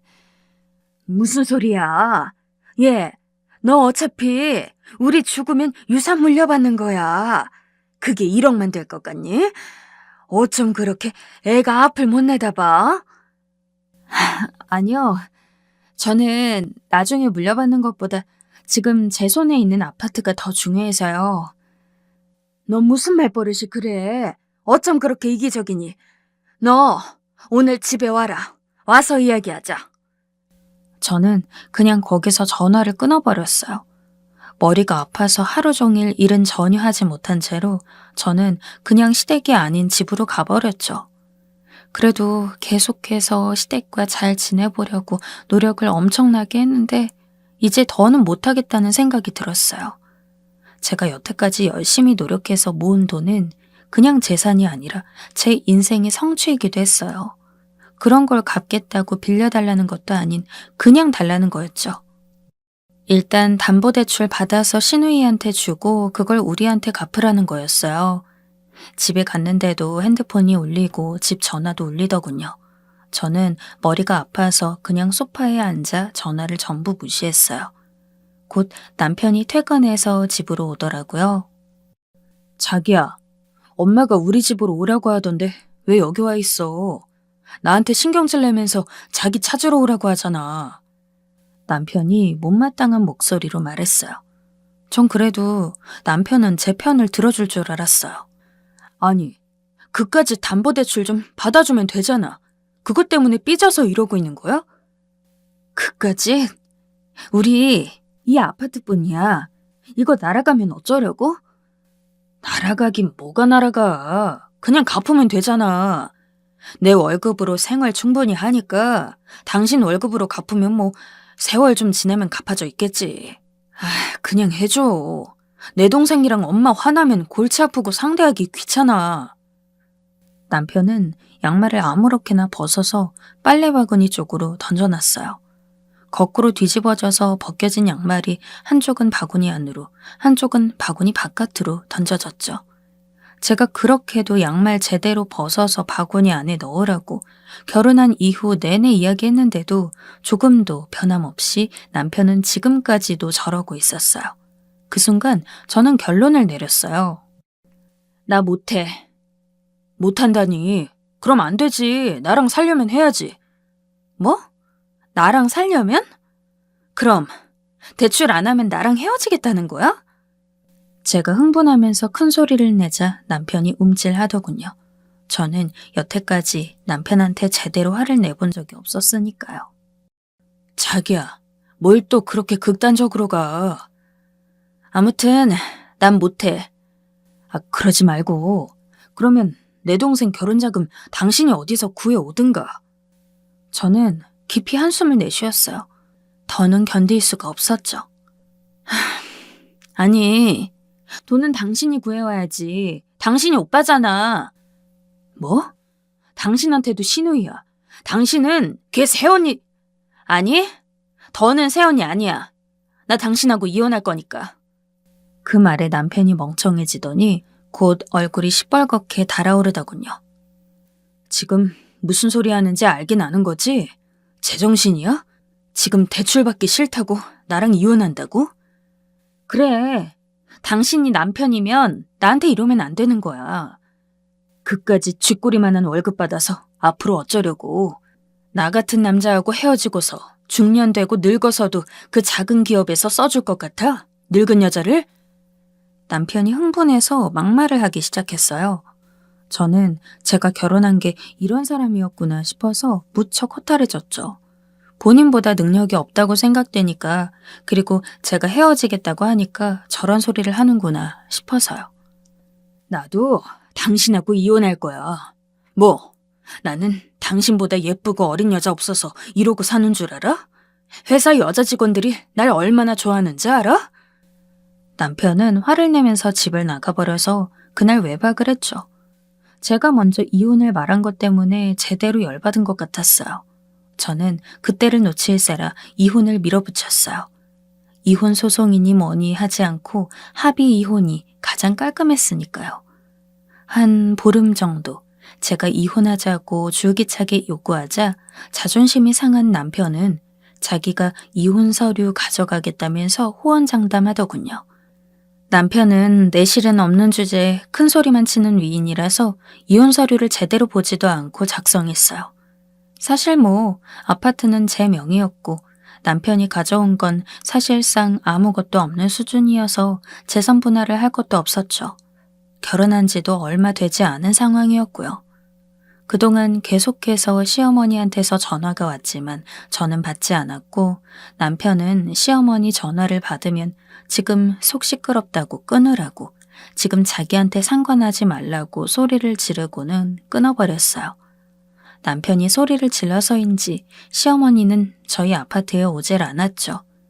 의외로 너무 쉽게 합의 이혼을 해버리고 그 당일에 남편은 아파트를 나갔어요. 당연히 시댁 사람들 전화도 죄다 차단해버렸죠. 정말 너무 허탈했어요. 이렇게 쉽게 끊어질 수 있는 관계였구나 싶어서요. 그나마 전 남편이 정말 실속 없이 큰 소리만 치는 인간이라 이혼이 쉬웠던 거라 하늘이 도왔다 싶기는 했죠. 하지만 속 시끄럽고 너무 공허한 건 사실이었어요. 사실 이혼을 한 게 맞나, 너무 순간적으로 화가 나서 즉흥적으로 판단한 건 아닌가 후회도 됐고요. 그리고 며칠 뒤 주말, 아파트를 나와서 장을 보러 마트를 가려고 걸어가는데 저 멀리서 어딘가 익숙한 사람이 보이더라고요. 설마 했는데 시어머니였어요. 예, 말은 들었다. 이혼했다면서. 저한테 말을 붙이는 시어머니의 얼굴은 평소와 다르게 허옇게 떠 있었어요. 저는 아예 무시할 수는 없어서 짧게 예 하고 대답하고는 고개를 돌리고 가버리려고 했죠. 예, 잠깐만. 너 그래도 가족이었잖니. 우리 애 지금 카드빚이 또 생겨서 우리가 도저히 갚아줄 수가 없어. 정말로 돈 좀 대출해 줄 수 없니? 뭐라고요? 저는 어처구니가 없어서 시어머니를 똑바로 봤죠. 시어머니는 정말 현실감이 없는지 계속해서 말도 안 되는 소리를 해댔어요. 결혼 준비한다면서 명품을 미리 사댄 게 지금 고지서가 나와서 도저히 어쩔 도리가 없다. 네가 돈 좀 대줘라. 저는 말없이 시어머니를 쳐다보다가 어이가 없어서 허탈하게 웃었어요. 그 돈 때문에 아들이 이혼까지 당했는데도 여전히 정신을 못 차리셨더라고요. 저기 할머니. 제가 그렇게 부르자 시어머니 얼굴이 새하얗게 질리더라고요. 너 무슨 말버릇... 이혼 도장 찍고 다 끝났는데 뭐라는 거예요, 지금? 아, 진짜 제정신 아닌가 봐. 뭐? 다시 오면 경찰에 신고할 거예요. 저는 시어머니, 아니, 그 할머니한테 경고조로 말하고 그대로 걸어가 버렸어요. 뒤에서는 시어머니가 석상처럼 굳어버려서 꼼짝도 못하고 있었죠. 시어머니의 방문 한 방으로 내가 과연 이혼을 잘한 건가 하는 후회 한 조각은 깨끗하게 사라져버렸어요. 그 후 몇 달이 지나서 전 남편한테도 연락이 여러 번 왔어요. 자기네 집이 지금 넘어가게 생겼으니 돈 좀 대출해서 달라고, 네가 이럴 수 있냐고 그런 이야기들이었죠. 찾아오기도 했는데 당장 경찰을 불렀더니 다시는 오지 않더군요. 그래서 그 후로는 저 혼자 지내고 있답니다. 열심히 모은 돈 덕분에 아파트도 좀 더 큰 곳으로 옮겼고요. 뒤돌아보면 그때 탈출을 정말 극적으로 시원하게 했다는 생각이 들어요. 아마 이혼하지 않았다면 계속해서 등골이 빠지고 있었겠죠. 자, 들으면서 재미있으셨나요? 제 이야기는 여기까지입니다. 별거 아닌 사연이지만 부디 즐거운 시간을 보내셨기를 바라면서 이만 사연을 줄이겠습니다.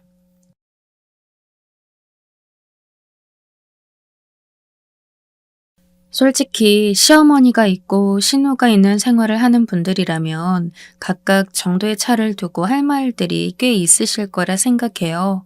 그런데 또 요즘 이제 막 결혼하는 동생들 얘기를 들어보면 대체로 좋은 분들도 많으시더라고요. 그건 그것대로 다행이라고 보고 있어요. 그래야 이 나라 출산율도 좀 좋아지고 이혼율도 떨어지지 않을까요? 아무튼 저는 그들과는 반대로 살고 있고 그나마 남편이 소위 제 입맛대로 좀 길들여져서 그런지 다행히 이혼 생각은 안 하고 있어요. 심지어 방금 제가 쓴 말, 제 입맛대로 남편을 길들였다는 것조차도 전혀 제가 한 표현이 아니에요. 이걸 누가 말했느냐 하면 우리 어머니와 신우가 한 말이랍니다. 아주 입버릇처럼 날 어떻게든 지들이 제대로 잘 요리해서 부려먹으려고 했는데 그게 뜻대로 안 되니까 저런 말까지 나온 거예요. 며느리를 순한 맛으로 하나 들인 다음에 이리 굴리고 저리 굴려가며 놀려고 했는데 이게 뜻대로 안 넘어가 주는 데다가 자기 아들이자 남동생인 제 남편까지 단속시켜가면서 무시해버리니까요. 그걸 갖고 아주 남편 잡아먹을 년이네, 길을 잘 들였네 하면서 온갖 상소리를 다 하지 뭐예요. 처음에 남편 만나서 결혼할 무렵에는 정말 이렇게 억세고 상스러운 말을 하는 집안인지 알 수가 없었어요. 그때 남편이 조심했던 건지 몰라도 적어도 연애하고 상견례하면서 집안끼리 마주할 때만 해도 그런 걸 전혀 몰랐거든요. 그런데 지내면서 지켜보니까 갈수록 인간들이 뭐가 그렇게 결핍이 되어 있고 부족한 인간들인지 사사건건 감시하고 참견하고 보통 사람을 열받게 하는 게 아니더라고요. 우리 남편과 연년생인 신우는 남편도 늦게 결혼한 편이었으니 그 당시에 노처녀 소리를 듣고 있었어요. 제가 27살 때 남편은 36살이었거든요. 그러니 남편은 저와는 9살 차이, 신우는 저와 10살 차이였거든요. 그런데 어린 올케에게 뭐가 그렇게 심술이 나는지 처음에 제가 결혼할 무렵만 돼도 그렇게 사람 좋은 척을 해가며 자기가 잘 챙겨주겠네, 우리 집에 대해 아직 모르는 게 많으니 배울 게 많겠네 등등 살갑게 굴더니 갈수록 이상해졌어요. 정말 보면 볼 때마다 참견질이 장난이 아닌 거예요. 어쩜 나이가 40이 다 되어가면서도 집에 붙어 앉아서 자기 동생네 결혼 생활만 들여다보고 있는 걸까요? 어머니가 조용하실 때는 신우가 참견하고 신우가 조용할 땐 어머니가 나서고 임신 초반에 이런 걸로 자꾸 싸우게 되고 나중엔 저랑 신우랑 대판 싸우게 되기도 했어요. 무슨 일이었냐면 제가 임신하고 난 뒤 초음파 검사한 사진을 들고 와서 보여드렸던 날이었거든요. 그런데 그때 어머니는 요즘 세상에 이런 게 다 있냐고 신기해하시더니 끝말을 좀 기분 나쁘게 하시는 거예요. 그래도 그렇지 굳이 이런 사진까지 알아야겠냐? 흉측하게 시리. 애기 들어선 사진까지 이렇게 요망스럽게 찍어서 확인을 해야 되는 건지.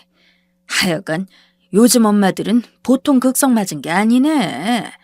아니, 딴 집들은 그렇다 쳐도 너라도 생각이 있으면 이런 걸 뭘 찍어다가 흉하게 어른들을 또 보여주고 있어. 어? 세상에, 초음파 사진 하나 찍은 걸 갖고 이런 말까지 들어야 할 일인가요? 그리고 말 맞다나 아기가 건강하게 들어섰는지 어떤지 확인하기 위해서 찍는 거잖아요. 저희 부부는 그걸 보고 얼마나 기뻐했는데 어머니는 자기 아들 나이가 지금 아기 낳기에 뭐 안전한 나이인 줄 아시는 건지 왜 저런 말을 하는 걸까요? 병원에서도 남편분이 나이가 있고 아내분이 젊으시니 희망을 가져보자고 했고 임신하는 것도 솔직히 시부모님들이 자기 딴에 걱정되니까 신혼 초부터 저희를 들볶았던 것 같거든요. 신혼 때 얼마 안 돼요. 저렇게 아기를 가졌으면 감사한 일인 거지. 이제 큰 관문 지났다고 생각했는지 갈수록 계속 시비를 걸어오시더라고요. 이때도 정말 짜증나고 기분이 안 좋아서 전 표정 관리가 잘 안 됐어요. 그런데 그걸 잽싸게 신우가 놓치지 않고 트집을 잡더라고요. 어머, 올케 표정이 왜 그래? 우리 엄마가 뭐라고 몇 마디 좀 했다고 지금 기분이 안 좋은 거야? 뭐 기분 나쁠 수야 있겠지만 올케 너무 티내는 거 아니야? 이때 남편도 제 눈치를 보기 시작하고 저는 신우가 한 말에 더 기분이 나빠서 안 참고 할 말을 했어요. 솔직히 듣고 기분 좋을 얘기는 아니잖아요. 기껏 아기 가져서 잘 들어섰다는 감사한 얘기를 듣고 이렇게 사진도 받아온 건데 흉측한 사진이라뇨. 형님이라면 기분 좋으시겠어요? 그랬더니 이놈의 얍삽한 신우가 늙은 여우 마냥 뭐라는지 아시나요? 어우, 왜 이렇게 무섭다. 왜 그렇게 공격적이야? 애 가진 엄마가 그렇게 무섭게 막 눈을 부라리면서 말하면 애한테 안 좋아. 우리 엄마가 뭐라고 했기로써니 다 걱정해서 하는 말이지 뭐 잘못되라고 한 말이겠어? 워, 옳게 흥분하지 말고 화 좀 가라앉혀. 아, 성질 있는 건 알았지만 보통이 아니네. 내가 대신 사과할게. 듣지? 이러면서 제 어깨를 툭툭 치는데 어머니도 얘 말이 다 맞다며 애미 너도 성질 좀 죽이라고 우리 손주가 닮아서 나올까봐 걱정이라는 둥 진짜 완전 요지경 엉망진창인 거예요. 게다가 그날 나오는데도 남편도 지네 엄마랑 누나 편을 들면서 저한테 뭐라고 하더라고요. 미정아, 너 우리 누나랑 엄마한테 그렇게 말하는 게 어딨어. 오죽하면 누나가 너 보고 화내지 말라고 하겠냐? 우리 엄마랑 누나 같은 사람이 어디 있다고 그래? 진짜 서운하다. 결국 저는 이날 차 안에서 참고 있던 화를 터뜨리며 불을 내질렀고 남편은 찍소리도 못하고 조용히 운전해서 집으로 갔어요. 여기다 그 말들을 쓰기도 귀찮고 하여간 너도 똑같고 꼴도 보기 싫으니 입 다물라는 말 정도로 했던 것 같아요.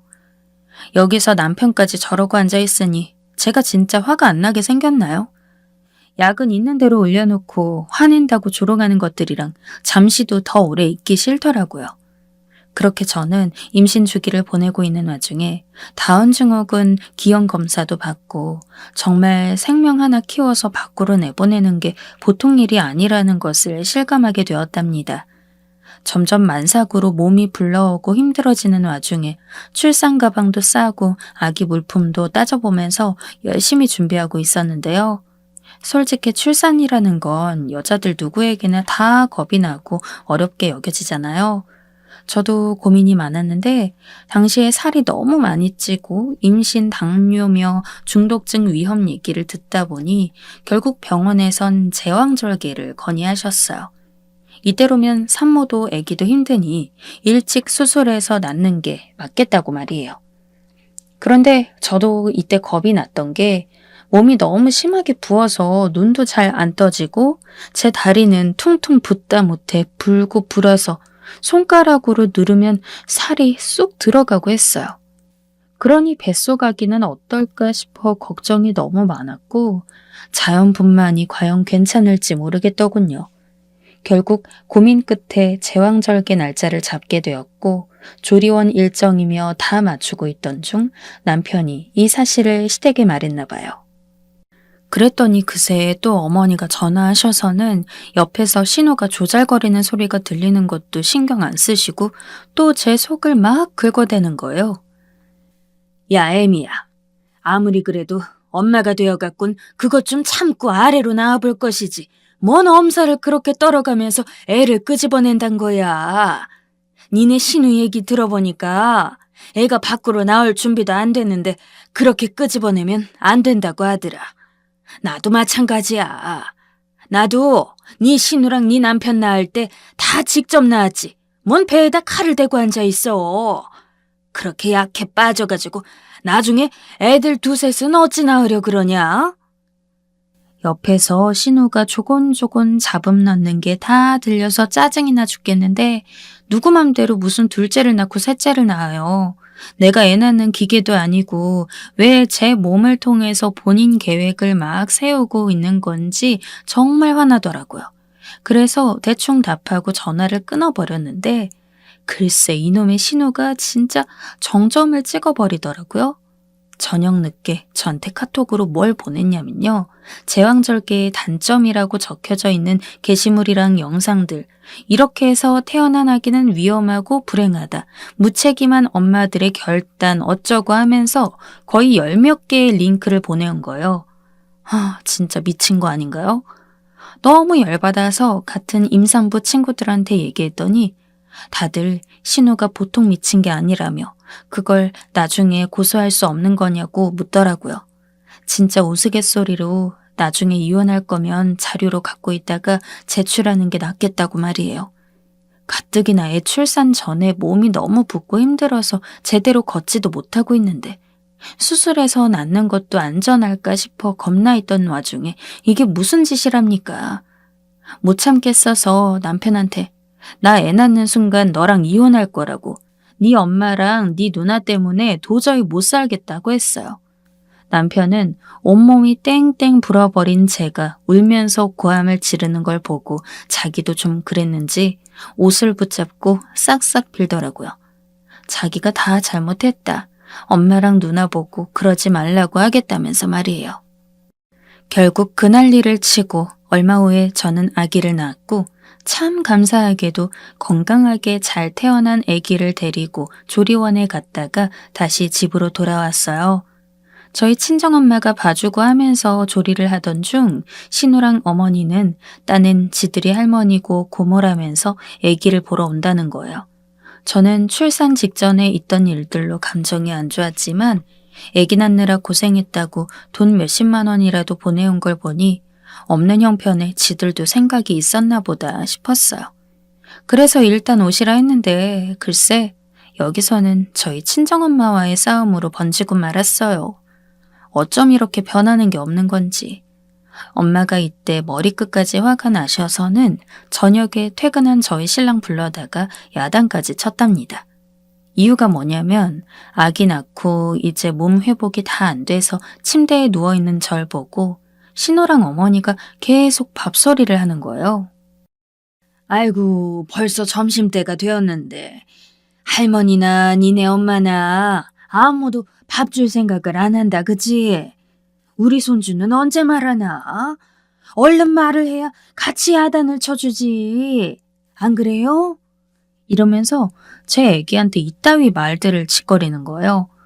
갓 태어난 신생아와 옆에 녹다운되어서 누워있는 며느리한테 그게 할 말인가요?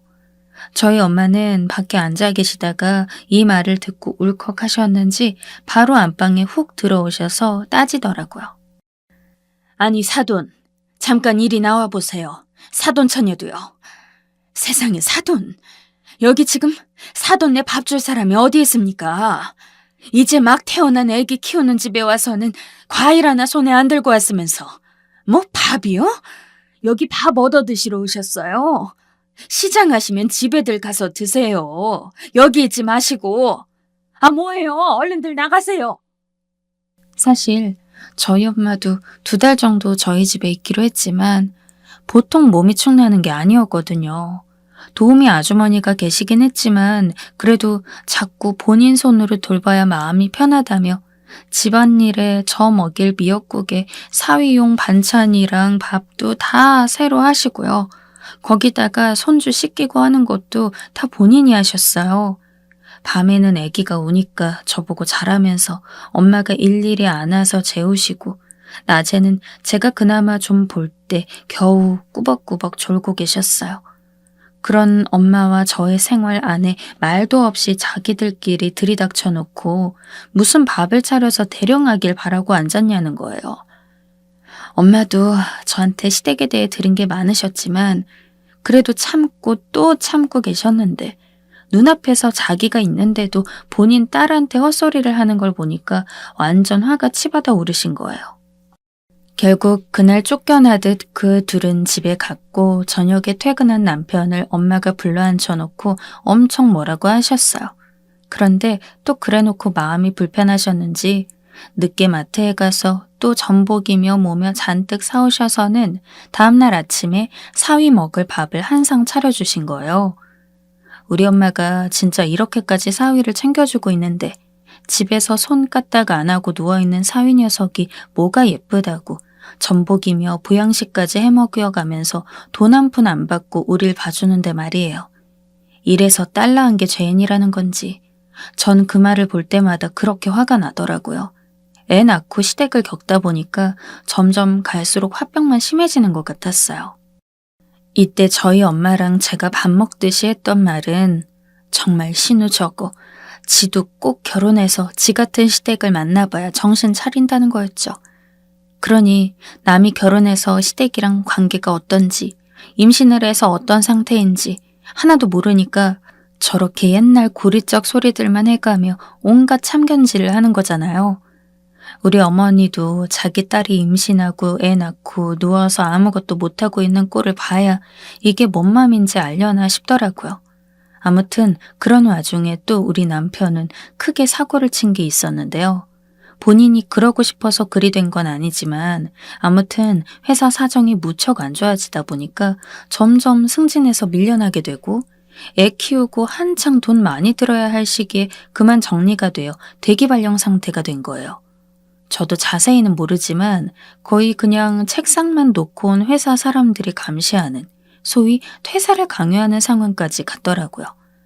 이때 듣고 또 얼마나 속이 터지던지. 자기 아들이 이렇게 가장 노릇도 못하고 있는 것도 모르고 우리 시댁은 뭘 잘났다고 저한테 혼수를 두는지 모르겠더군요. 남편은 자기 엄마랑 누나, 아버지가 알면 걱정한다면서 제발 말하지 말아달라고 안간힘을 쓰고 있으니 제가 뭘 할 수 있겠어요. 그래서 그냥 별말 안 하고 참고 있었어요. 하지만 당장 생활비며 뭐며 만만치 않고 남편은 일자리를 알아본다면서 여기 떠돌고 저기 떠돌고 있다 보니 속이 터지더라고요. 솔직히 남편 자체는 나쁘고 성가신 사람은 아니고 어찌 보면 이것도 자기가 원해서 된 상황도 아니니 안쓰럽긴 해요. 그런데 그놈의 시댁이 절 못 살게 구니까 남편도 덩달아 미워 보이는 거예요. 아무튼 제가 아이를 곧장 어린이집에 보내고 할 순 없어서 친정엄마께 맡기고 다시 저는 일을 하게 되었답니다. 그렇게 해서 돈을 벌고 있는 사이 시댁에 생각지도 못한 소식이 들려오더군요. 바로 결혼 얘기 말이에요. 노처녀 신우가 누구랑 연애하고 만나고 있는지도 들은 적이 없는데 누가 해준 선을 덥석 물고 3개월 만에 결혼을 한다는 거예요. 와중에 예비 시댁에서 그만큼 나이 들었으면 혼수도 넉넉하게 해오라는 둥 벌써부터 기싸움이 장난이 아닌 것 같더군요. 그런데 그쪽 예비 신랑네가 집도 이미 준비했고 재산도 좀 있어서 그런지 어머니며 신우며 그 집을 절대 놓치기 싫어하는 것 같았어요. 아무래도 자기네들이 썩 여유 있는 집이 아니기도 하고 이때를 놓치면 두 번 다시 자기 딸한테 결혼이란 없다는 생각이 들었나 봐요. 상황이 이렇다 보니 우리도 전에 듣게 되었고 그냥 그런가 보다 하고 있었어요. 남의 집 불구경하듯 별 생각 없었고 한편으론 그래 니네도 좀 극성 맞은 시댁한테 당해봐라 하는 마음도 있었고요. 신우는 나이가 몇인데 그 나이껏 직장 생활을 했음에도 돈이 몇천 없어가지고 혼수할 돈이 부족하다고 하더라고요. 그렇게 어른인 척 혼수둘 땐 언제고 결혼해서 애까지 키워가며 돈 관리한 저보다 돈이 없어서 뭘 하겠다는 건지 진짜 너무 한심했어요. 그런데 글쎄 그 불똥이 대체 왜 우리 집까지 떨어지게 된 걸까요? 한동안 사이가 안 좋은 상태로 냉전 중이었던 걸 의식해서인지 신우는 차마 저한테 연락을 못하고 어머니가 전화를 하셨더라고요. 그런데 내용이 참 가당치도 않은 거예요. 얘 애미야, 니네 신우 이번에 결혼하는 거 알지? 지금 빨리 진행하다 보니까 벌써 2달 뒤에 식을 올리게 됐어. 식장도 잡고 저쪽도 나이가 있다 보니까 보통 서두르고 난리가 아니야. 그런데 그쪽 예비 사돈이 얼마나 성질이 사나운지. 이제 결혼 준비하는 신부한테 임신 가능한지 뭐 온갖 서류를 떼오라고 난리지 뭐냐. 별 거지 같은 시댁을 다 만난 것 같아서 아주 그냥 내가 화병을 달고 살아. 그래도 보내야지 어쩌겠어. 이러면서 끝에 하시는 말이 너무 웃겨서 눈물이 날 것 같은 얘기를 하시는 거예요. 하여간 넌 시댁 잘 만난 줄 알아. 우리 같은 시댁이 어딨냐? 여기서 저는 너무 어이가 없어서 대꾸 안 하고 그냥 가만히 있었어요. 어머니는 제가 그런 반응이건 말건 그냥 본인 얘기만 쭉 읊어대면서 끝에는 이건 뭐 칼만 안 들었지 도둑이다 싶은 요구를 하시더라고요. 그래서 말인데 니네 어차피 신우 앞으로 축의는 할 거 아니야. 그거 먼저 미리 좀 보태라. 우리도 지금 니네 시아버지랑 여기저기서 대출 받아보려고 했는데 이 집도 자꾸 주인이 나가라고 하고 보통 어려운 게 아니야. 니네가 성의껏 돈 1,000이라도 해서 좀 보내봐라. 알았지? 그럼 나 끊는다. 이렇게 자기 할 말만 하고 끝인 거예요. 돈 1,000이라뇨? 사이좋은 신우라고 해도 그런 요구는 함부로 못할 텐데 저랑 신우랑 사이 안 좋아서 안 보고 있는 걸 아는지 모르는지 무슨 날강도도 아니고 어떻게 돈 1,000을 그냥 달라고 해요? 저희 신혼집 얻을 때에도 어머니는 똑같이 본인 집도 주인이 나가라 소리 한다면서 한 푼도 안 대주셨어요. 그래놓고 어쩜 저렇게 뻔뻔하게 돈 달라 소리를 하는 건지 기가 막혀서 엄마한테 이 부분을 얘기를 했죠. 엄마는 듣더니 처음에는 같이 욕하고 난리도 아니더만 나중에 가선 이상한 말을 하시는 거예요. 미정아, 그래도 일단 좋은 게 좋은 거니까 그냥 엄마가 좀 보태줄 테니 이걸로 네가 적당히 보내. 어찌됐건 니네 신우도 결혼 한번 하는 거고 이걸로 평생 원수처럼 보고 살 게 뭐 있어. 그리고 나도 막상 네 시어머니 입장 돼서 생각해보니까 딸 전화이 먹도록 시집도 못 가고 있다가 이제 겨우 보내려 하는데 돈 때문에 눈치 보는 거 안 됐기도 하고 말이야. 그냥 미운 것들 떡 하나 더 준다고 생각하고 적당히 챙겨서 갖다 줘. 저는 말도 안 된다고 뭐라 했지만 엄마는 끝내 그날 저녁에 저한테 돈 500을 보내주셨어요.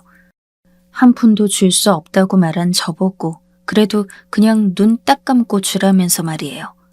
돈 10만 원도 주기 싫었는데 500이나 맞춰주는 엄마를 보고 참 자식이 뭔가 싶기도 하고 한편으론 저 집은 대체 뭔데 지 자식 위해서 남의 귀한 집 자식한테 돈을 뜯어가나 싶어 더 짜증이 나더라고요.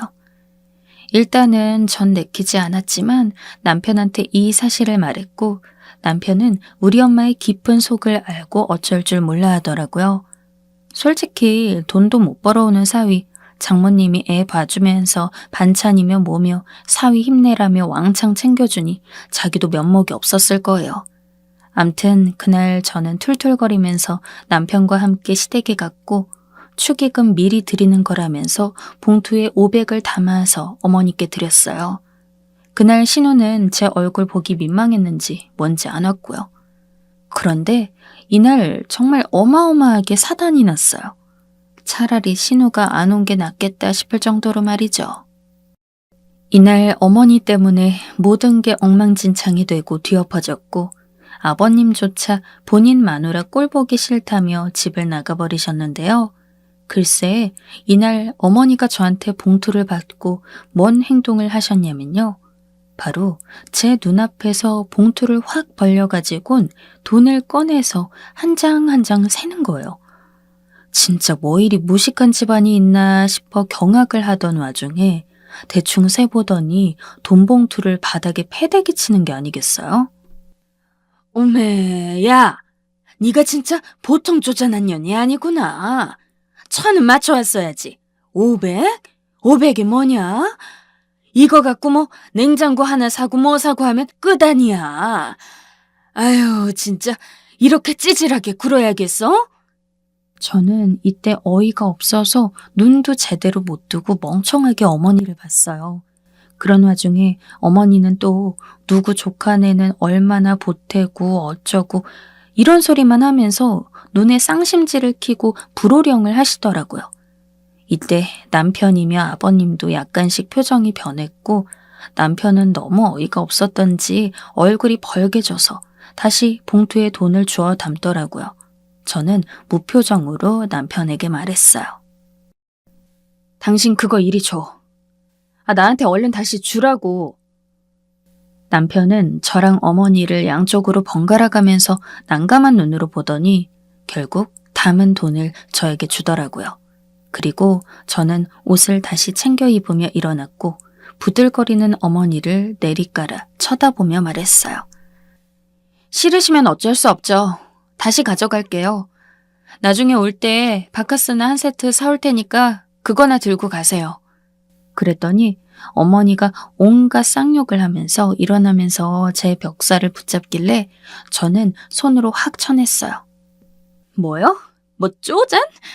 헐씨구, 진짜 인성 쪼잔한 게 누군 줄 알고 내가 이런 걸 시어머니라고 모시고 앉았으니 내가 잘못했네요. 이게 무슨 돈인 줄 알고 지금 나불거려요? 이 사람 주머니에서 나온 돈인 줄 알아요? 우리 엄마가, 우리 친정엄마가 준 돈이라고. 당신 아들 지금 돈벌이도 없어서 몇 개월째 손가락 빨고 있는 줄 아냐고요. 괴성을 지르는 저를 남편은 끝끝내 떼어냈고 아버님은 돌아서서 한숨을 푹 내쉬며 주저앉으시고 어머니도 자기 아들 사정까지 듣고 나니 눈동자가 마구 흔들리더군요. 저는 우리 엄마의 정성으로 모여진 돈을 그따위로 내팽개친 어머니를 용서할 수가 없어서 그 길로 나와버렸어요. 이후에 죽이 되든 밥이 되든 어떻게 결혼은 했나 본데 저는 결혼식도 안 갔어요. 남편은 그날 정말 초라하고 쓸쓸하게 혼자 양복 차려입고 가더군요. 그 뒷모습이 불쌍하게 느껴지려는 것을 내가 이러다가 뒤통수 얻어맞고 멱살까지 잡혔었지 싶어서 얼른 정신을 차렸어요. 이래서 자기 복은 자기가 챙기고 아니면 자기가 걷어차는 거라고 하나 봐요. 결혼한 신우가 이후 카톡 프로필 사진들 대화명 바꾼 걸 보면 뭐 불행하네 어쩌네 하고 아주 시를 써놨더라고요. 그러게 마음 곱게 썼어야지. 제가 준 돈 500이 그 잘난 신혼의 시댁에 비해서 얼마 안 되었을지언정 그거라도 갖고 가서 썼으면 좀 나았을 거 아니에요. 이후로 신우며 어머니며 저한테 연락은커녕 집 근처도 얼씬 못하고 있어요. 남편에게 이번에야말로 저는 초강수를 두었거든요. 한 번만 더 니네 엄마랑 네 누나한테서 나한테 전화 오게 하면 그날로 이혼이라고 말이에요. 진짜 가짠치도 않은 것들이 사람 머리 꼭대기에 서서 부려먹으려고 하고 종처럼 끌고 다니려고 하다가 저렇게 얻어맞으니 조용한 걸 보니 그건 그것대로 열이 받아요. 아무튼 이후로 남편은 눈치 보면서 겨우 직장을 구했고 모든 상황을 전해들은 엄마는 이제 사위도 꼴 보기 싫다면서 화가 있는 대로 나 계세요. 저는 평생 이렇게 시댁 없는 셈 치고 살다가 갈 예정이에요. 쓰면서 다시 한번 열받고 부하가 치밀지만 정말 이제 이렇게 털어놓는 걸 마지막으로 그만 마음 정리하고 싶어요. 들어주셔서 감사합니다.